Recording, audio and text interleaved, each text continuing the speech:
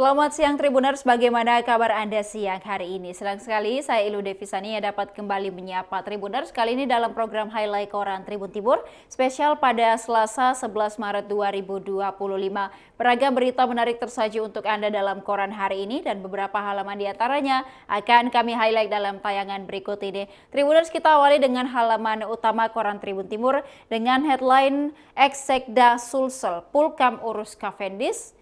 Pejabat kedua Pemprov mundur, sudah 13 jabatan penting yang lowong. Satu lagi, Kepala Dinas di Pemprov Sulsel mengundurkan diri. Mantan PJ Sekretaris Daerah atau Sekda Provinsi Sulawesi Selatan yang kini menjabat sebagai Kepala Dinas Ketahanan Pangan di Sulawesi Selatan, Muhammad Arsyad, mengundurkan diri dari jabatannya pada Senin 10 Maret 2025. Tak hanya mundur dari jabatannya sebagai Kepala Dinas, Arsyad juga memilih mundur sebagai ASN dan mengajukan pensiun dini ke pemerintah. Arsyad merupakan pejabat kedua di Pemprov Sulsel yang mengundurkan diri di awal pemerintahan Andi Sudirman Sulaiman Fatmawati Rusdi. Pada kesempatan itu juga ia mengatakan ingin pulang kampung urus usaha kecil-kecilan. Sebelum mengundurkan diri, Arsyad sempat menulis surat yang kemudian beredar luas di media sosial, khususnya WhatsApp. Surat itu ditujukan kepada siapa-siapa. Surat itu tidak ditujukan kepada siapa-siapa, hanya sebagai pengumuman bahwa dirinya telah mengundurkan diri. Di dalam surat tersebut, Arsyad mengatakan dirinya memilih mundur dan pensiun dini atas permintaan sendiri. Dengan penuh kerendahan hati, saya memohon diri untuk tidak lagi menjabat sebagai Kepala Dinas Ketahanan Pangan dan beraktivitas sebagai ASN di lingkup pemerintah Provinsi Sulawesi Selatan.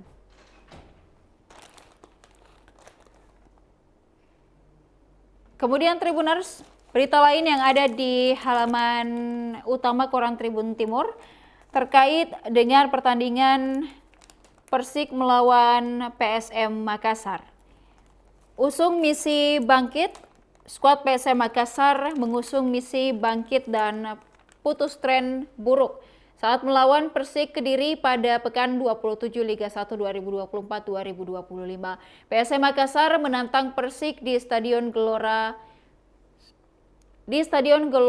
Supriyadi Blitar, Jawa Timur pada Selasa 11 Maret 2025 pukul 21.30 waktu Indonesia Tengah. PSM Makassar dalam situasi tak mudah untuk hadapi Persik. Tim berjuluk Juku Eja ini baru saja menelan kekalahan 0-1 dari Persebaya Surabaya pada Jumat 7 Maret 2025 malam. Dan Tribuners dapat melihat infografis terkait dengan susunan atau komposisi pemain pada laga pertandingan Persik melawan PSM Makassar, dengan Persik menggunakan susunan pemain ataupun juga komposisi 4-2-1-3 dan PSM Makassar 4-1-4-1.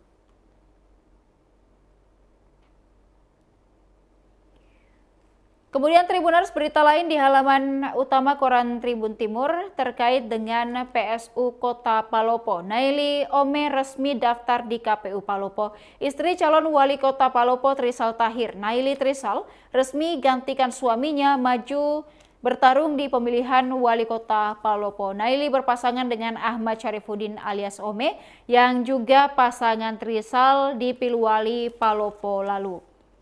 Pasangan yang diusung Partai Gerindra, Demokrat, dan PKB sebagai pendukung resmi mendaftar di Komisi Pemilihan Umum KPU Palopo pada Senin 10 Maret 2025 sore. Keduanya datang ke KPU Palopo menggunakan Toyota Land Cruiser dengan nomor polisi B1AMU. Mereka juga kompak mengenakan pakaian berwarna biru muda. Ketua Partai Demokrat Palopo dan Ketua Partai Gerindra Palopo terlihat mendampingi Naili dan juga Ahmad saat mendaftar ke KPU Palopo.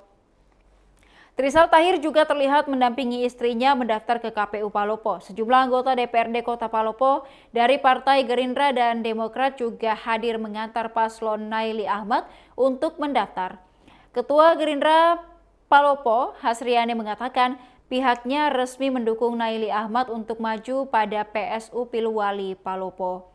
Ia yakin paslon usungannya tersebut dapat memenangkan kontestasi Pilwali Palopo. Lanjutkan perjuangan, Naili mengaku ingin maju sebagai calon wali kota Palopo semata-mata untuk melanjutkan perjuangan sang suami.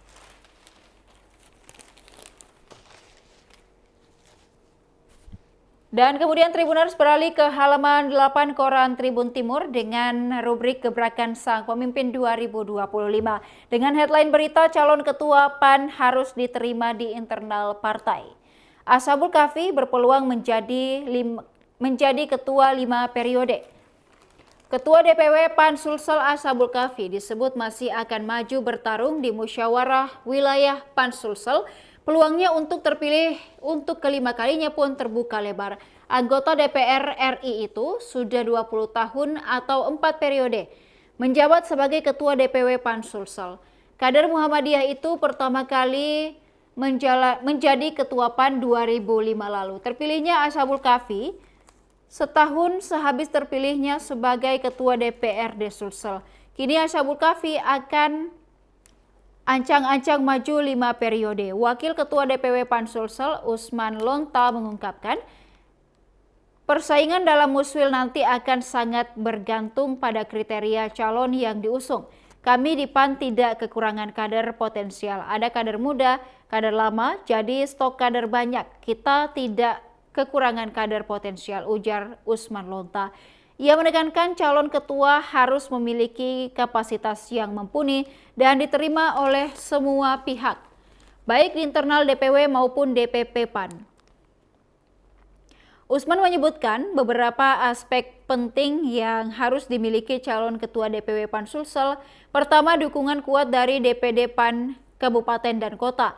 Menurutnya, pemilik suara sah dalam muswil tetap berada di tangan DPD PAN Kabupaten dan Kota. Artinya, kader yang ingin maju harus bisa mengamankan dukungan mayoritas pemilik suara. Kedua, restu dari Ketum DPP PAN Zulkifli Hasan. Ia mengakui bahwa dalam beberapa muswil terakhir, keputusan akhir lebih banyak berada di tangan Ketua Umum PAN Zulkifli Hasan dan pengurus pusat. Bahkan dalam 2 muswil sebelumnya, pola pemilihannya langsung ditentukan oleh DPP PAN di pusat. Tambahnya, ketiga, kemampuan konsolidasi dan soliditas partai. Calon ketua DPW PAN harus punya komitmen dan mampu menjaga kekompakan partai di Sulsel, terutama setelah perolehan kursi PAN di DPRD Sulsel merosot dari dalam pemilu 2024. Pada pemilu legislatif 2024, PAN hanya berhasil meraih 4 kursi di DPRD Sulsel. Padahal pemilu 2019 lalu, PAN masih mengamankan 7 kursi. Kali ini partai berlambang matahari terbit itu tidak memenuhi ambang batas untuk membentuk satu fraksi. Meski tergolong masih kuat, namun peluang bagi kader muda PAN Sulsel untuk menjadi ketua DPW PAN Sulsel tetap terbuka lebar. Usman Lonta mengatakan peluang kader muda tergantung dinamika internal partai. Baginya generasi itu penting, tetapi harus ada figur yang benar-benar siap dan memiliki dukungan. Tergantung dari pemilik suara, dalam hal ini DPD Kabupaten Kota, kata Usman Lonta. Kemudian Irfan Abe, Ketua Panpel Muswil, anggota DPRD Sulsel Irfan Abe ditunjuk sebagai Ketua Panitia Muswil ke-6 PAN Sulsel. Penunjukan ini dilakukan dalam rapat konsolidasi internal DPW PAN Sulsel. Rapat tersebut digelar di kantor DPW PAN Sulsel, Jalan Sultan Alauddin, Makassar, pada Minggu 9 Maret. Ketua DPW PAN Sulsel Ashabul Kahfi mengatakan, pembentukan kepanitiaan ini merupakan bagian dari instruksi DPP PAN untuk segera mempersiapkan muswil. Tak hanya itu, PAN di bawah Komando Zulkifli Hasan juga menginstruksikan 24 DPD Kabupaten Kota di Sulsel untuk menggelar musda secara serentak. Menurut Ashabul Kahfi, muswil ini merupakan momentum penting bagi PAN Sulsel. Karena itu kami mempercayakan Irfan Abe sebagai ketua panitia untuk memastikan acara berlangsung dan berjalan sukses dan sesuai dengan arahan DPP, ujar Ashabul Kahfi. Selain itu, dalam rapat tersebut juga dibahas mekanisme pendaftaran bakal calon formatur DPW dan DPD PAN. Kemudian Tribuners, berita lain yang ada di halaman 8 Koran Tribun Timur terkait Kahmi Makassar. Temui Wali Kota Makassar, bahas agenda Syawal. Majelis Daerah Korps Alumni Himpunan Mahasiswa Islam atau Kahmi Kota Makassar audiensi dengan Wali Kota Makassar Munafri Arifudin. Pengurus Kahmi Makassar diterima di ruang rapat Wali Kota Makassar Balai Kota Jalan Ahmad Yani pada Senin 10 Maret 2025. Dalam pertemuan tersebut, Kahmi menegaskan komitmennya untuk berkolaborasi dengan pemerintah dalam membangun Kota Makassar. Mengawali pembicaraan, Ketua Umum MD Kahmi Makassar Profesor Andi Pangerang menyampaikan selamat kepada Munafri Arifudin dan Alia Mustika Ilham atas amanah baru sebagai pemimpin Kota Makassar. Ia menegaskan bahwa Kahmi memiliki tanggung jawab moral dalam mewujudkan masyarakat yang sejahtera, adil, dan makmur. Menjalin silaturahmi dengan pengambil kebijakan, terutama wali kota dan wakil wali kota, adalah hal penting bagi kami, apalagi secara ex officio. Wali Kota Makassar adalah Ketua Dewan Penasehat Kahmi Makassar, ujar Profesor Andi Pangerang saat menyerahkan salinan SK MD Kahmi Makassar kepada Munafri Arifudin. Selain bersilaturahmi, Kahmi Makassar juga menyampaikan sejumlah agenda dan program kerja yang memerlukan dukungan serta sinergi dengan pemerintah Kota Makassar. Beberapa di antaranya adalah program sosial kemasyarakatan di bulan Ramadan dan rencana Halal Bihalal Kahmi Makassar di bulan Syawal. Menanggapi hal itu, Wali Kota Makassar Munafri Arifudin yang akrab disapa Api mengapresiasi peran Kahmi dalam memberikan solusi atas berbagai persoalan sosial di masyarakat. Ia menegaskan pentingnya kolaborasi antara pemerintah dan sebagai elemen masyarakat, termasuk Kahmi, dalam membangun kota. Selama ini Kahmi selalu hadir dengan berbagai solusi atas persoalan masyarakat. Kami sangat mengapresiasi hal itu. Kolaborasi tentu akan terus kita bangun bersama untuk kemajuan Kota Makassar, ujar Api.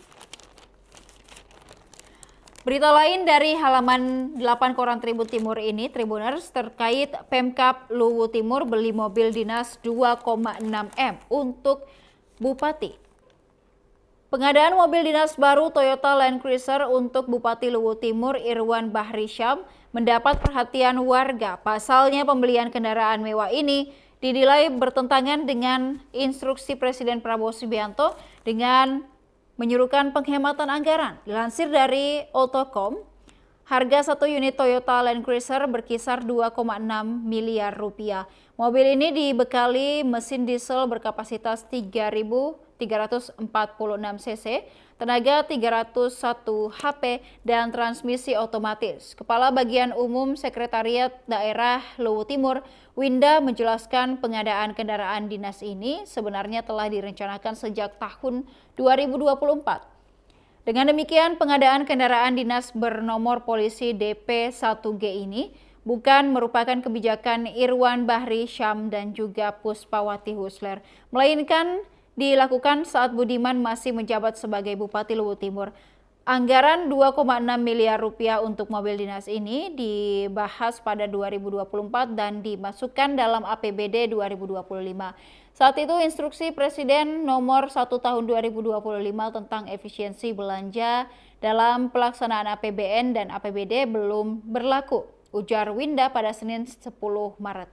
Sementara untuk kendaraan dinas Wakil Bupati, menurut Winda, Pemda Luwu Timur tidak melakukan pembelian. Tidak ada pembelian untuk mobil Wakil Bupati, masih kendaraan yang lama Toyota Fortuner, pengadaan tahun 2023.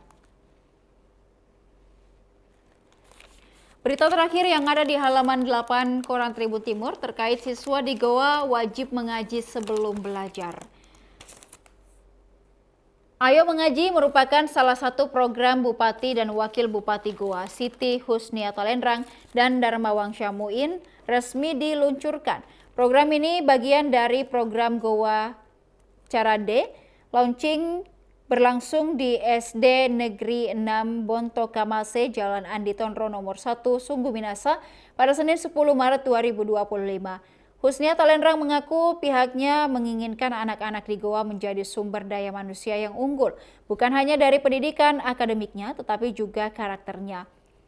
SDM yang berkarakter menjadi poin dalam program ini karena jika kita sudah mendapatkan karakternya, insya Allah pendidikan akademiknya akan mudah kita laksanakan, jelasnya. Ketua PAN Goa ini mengimbau kebiasaan mengaji ini bukan hanya diterapkan di sekolah, namun keterlibatan orang tua juga sangat penting agar membentuk kebiasaan dalam diri setiap anak. Karakter anak-anak yang sudah kita tanamkan dari dini melalui mengaji ini membentuk investasi. Bagaimana karakter yang kita bentuk dari awal melahirkan SDM yang bisa membangun Goa jauh semakin lebih maju, ucapnya. Husnia menyebut program ini mewajibkan seluruh siswa TK, PAUD, SD, dan SMP bisa mengaji sebelum pembelajaran dimulai, sehingga diharapkan bisa terlaksana dengan baik untuk mewujudkan Goa semakin maju. Dia mengaku semua sekolah yang ada di Goa sebelum mereka belajar harus dimulai dengan mengaji minimal 30 menit. Saya yakin ini bisa terlaksana dengan baik karena kita mau dan berkeinginan Goa semakin baik dan semakin maju ke depannya. Dimulai dengan doa huruf per huruf yang kita baca melalui pendidikan mengaji yang kita tanamkan di setiap sekolah, ucapnya. Sementara itu, Kepala Dinas Pendidikan Kabupaten Goa Taufik Mursyad menyebutkan jumlah sekolah yang ada di Goa sebanyak 943 sekolah, terdiri dari 400 TK PAUD, kemudian juga 423 SD, SDN atau swasta, dan 120 SMP, SMPN atau swasta dengan jumlah siswa sebanyak 60.141, terdiri dari 19.765 orang TK atau PAUD dan 11.623 orang SD dan 28.753 orang SMP. Dia menilai program ini hadir sebagai langkah nyata untuk menanamkan nilai-nilai Al-Quran yang selaras dengan niat, nilai moral, etika, dan kedisiplinan kepada siswa. Dengan membiasakan membaca, memahami, dan mengamalkannya, kita berharap generasi emas bangsa memiliki kecerdasan intelektual yang seimbang dengan kecerdasan spiritual dan emosional, ujarnya. Taufik Mursyad mengatakan sebagai langkah awal program Goa Carade dilakukan pencanangan di SD Bonto Kamase, Sungguh Minasa yang diikuti 900 lebih siswa. Dan kemudian Tribuners beralih ke halaman 12 koran Tribun Timur terkait dengan PT LIB uji Stadion B.J. Habibie. Perwakilan AFF ikut pantau untuk persiapan semifinal ACC 2024-2025. PT Liga Indonesia Baru atau LIB memuji markas PSM Makassar Stadion B.J. Habibie Parepare. Kepala Hubungan Media PT LIB Hanif Marjuni menyebut lapangan Stadion B.J. Habibie sangat bagus. PSM Makassar menggunakan Stadion B.J. Habibie lagi sebagai home base saat melawan Persebaya Surabaya pada pekan 26 Liga 1 2024-2025 pada Jumat 7 Maret 2025 malam. Hanif Marjuni datang langsung menyaksikan pertandingan tersebut. Rumput bagus, bangunan bagus. Tadi hujan deras, drainase bagus, ungkapnya. Hanya saja, kata dia, masih ada beberapa bagian di luar lapangan yang masih perbaikan. Contohnya di belakang gawang. Meski begitu, hal tersebut tak dipermasalahkan karena tak sampai mengganggu pertandingan. Masih ada perbaikan belakang gawang, tidak berpengaruh, itu masih progres. Setelah saya tanyakan, memang belum selesai karena masih ada perbaikan lagi, katanya kepada Tribun Timur. PSM Makassar berencana menggunakan Stadion B.J. Habibie melawan wakil Vietnam Chong An Hanoi FC pada leg pertama semifinal ASEAN Club Championship 2024-2025 pada Rabu 2 April 2025. Makanya perwakilan AFF hadir menyaksikan pertandingan PSM Makassar kontra Persebaya untuk menilai kelayakan stadion berkapasitas 8.554 penonton ini. Hanif Marjuni optimis PSM Makassar bisa saja menggunakan Stadion B.J. Habibie melawan tim Vietnam di pertandingan internasional. Kalau tanggal 2 April ajang internasional kondisinya bisa lebih baik daripada ini, ucapnya. Ia menjelaskan perwakilan AFF yang menyaksikan langsung pertandingan tersebut akan melaporkan terkait kondisi Stadion B.J. Habibie Parepare. Jika ada kurang, pasti pihak AFF dan manajemen PSM Makassar akan saling berkomunikasi. Mereka memantau langsung ke internal. Jika ada kurang, langsung dikomunikasikan. Dan Tribuners dapat melihat jadwal semifinal ACC Shopee Cup. PSM Makassar akan melawan Chong'an Hanoi pada 2 April 2025, kemudian juga ada Buriram United versus PG Petam United. Kemudian pada 30 April, PSM Makassar kembali melawan Chong'an Hanoi versus PSM Makassar, dan juga ada BG Petam United versus Buriram United. Rencana home base PSM Makassar yang pertama ada Stadion Kapten Iwayan Dipta Gianyar Bali dan juga Stadion Gelora B.J. Habibie di Parepare. Kemudian 23 pemain untuk melawan Persik. PSM Makassar menyiapkan 23 pemain untuk menghadapi tuan rumah Persik Kediri pada pekan ke-27 Liga 1 2024-2025. Dalam daftar pemain yang diboyong ke Blitar, Mateus Silva masih absen. Ia masih pemulihan cedera. Mateus Silva dikabarkan kembali ke negaranya untuk pemulihan cederanya. Ia sudah absen dalam 3 pertandingan beruntun di Liga 1 2024-2025. Penyerang asal Brasil itu absen saat PSM Makassar menang melawan Persija Jakarta pada pekan ke-24. Madura United 25 dan Persebaya Surabaya 26. Meski demikian, Yuran Fernandes yang pekan lalu absen karena akumulasi kartu kini sudah bergabung kembali dengan Juku Eja. Yuran masuk dalam daftar pemain yang disiapkan lawan Persik bersama pemain asing lainnya Alessio Neto, kemudian Victor Luis, ada juga Latirval, Daisuke Sakai, Nermin Haljeta dan Balotelli. Kemudian selain itu, pemain-pemain muda yang sering masuk line up turut dibawa seperti Victor Detan, Mufli Hidayat, dan Abdul Rahman. Laga Persik versus PSM Makassar akan digelar di Stadion Gelora Supriyadi Blitar pada Selasa 11 Maret 2025.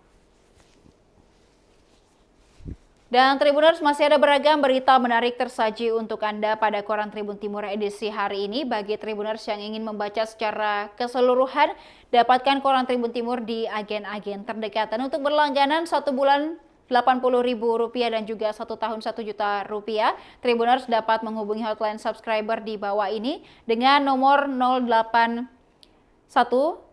14135500 untuk mendapatkan Tribun Family Card melalui SMS dan juga WhatsApp, dan hotline subscriber di 0411-811-5500. Dan Tribuners dapat juga mendownload aplikasi Tribun X untuk membaca seluruh berita yang disajikan oleh Tribun Network. Dan Tribuners, demikian berita dari Highlight Koran Tribun Timur edisi hari ini. Jangan lupa saksikan berita dan juga program menarik lainnya hanya di kanal YouTube dan Facebook Tribun Timur, mata lokal menjangkau Indonesia. Saya Ilu Devisania beserta seluruh kerabat kerja pamit undur diri. Terima kasih dan sampai jumpa. Download Tribun X sekarang. Menghadirkan lokal menjadi Indonesia.